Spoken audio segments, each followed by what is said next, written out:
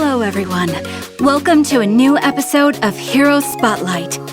Unlike our previous episodes, today we will be reintroducing three familiar faces, Vexana, Leomord, and Faramis.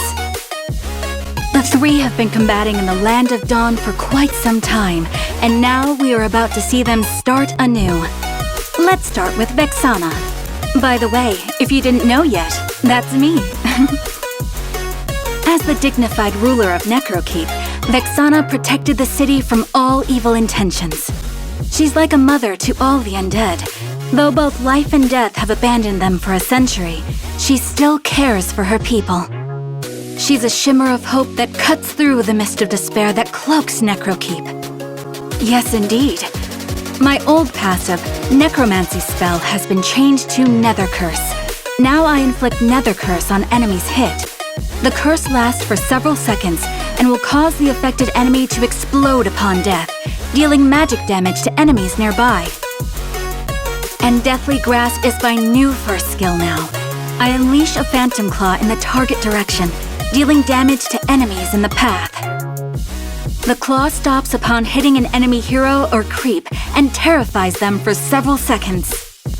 Phantom Claw will then erupt at their location, dealing magic damage to enemies nearby and terrifying them. My new second skill, Cursed Blast, allows me to mark the target area with the power of the undead, slowing enemies within. After a short delay, a blast of nether energy will strike at the area, dealing magic damage to enemies hit. Lastly, my new ultimate, Eternal Guard. I summon an undead knight at the target location, dealing damage to and stunning enemies hit. The undead knight will join me in battle for several seconds, inflicting magic damage and splash damage each time he hits an enemy. And that's all for my revamp. Don't forget to check out my new story when it's available. I'll leave it to you, Leomord. Thank you, Your Highness. In Leomord's new story, he pledged his loyalty to Atticus and followed him in and out of wars. But at the Black Wedding, he turned his lance against Atticus and killed him. Time does not always ease pains like this.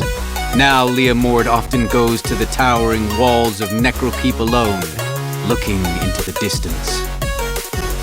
With Atticus's last words in mind, Leomord guards Vexana and Necrokeep with all his heart and might.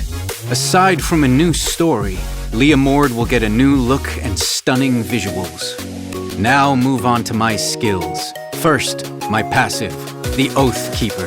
My basic attacks become critical hits against the enemy whose HP is below a certain percentage.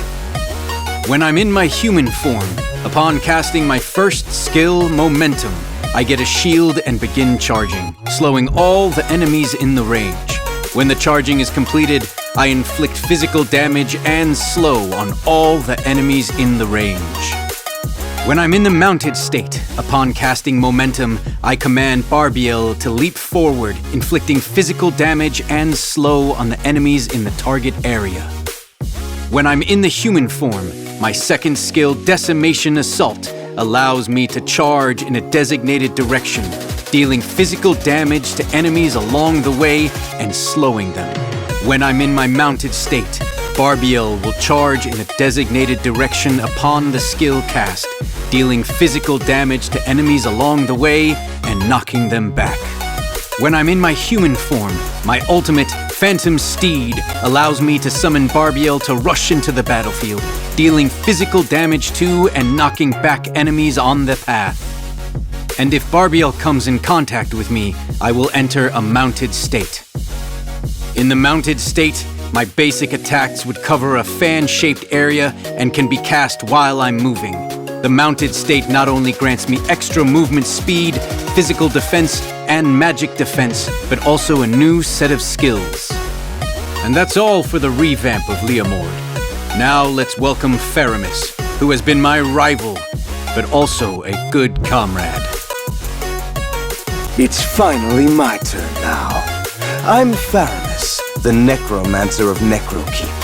I come from a long line of physicians who dedicated their lives combining magic with herbs. I was once a regular magic wielder, but the mist made me an undead, granting me the ability to utilize necromancy. My passive, Vicious Retrieval, is pretty much the same as before the revamp, but only easier to maneuver. Enemy heroes hit by my skills would leave a fragment of their souls on the spot. I can absorb them to reduce my respawn time. Note that the soul fragments I absorbed will be halved when I die.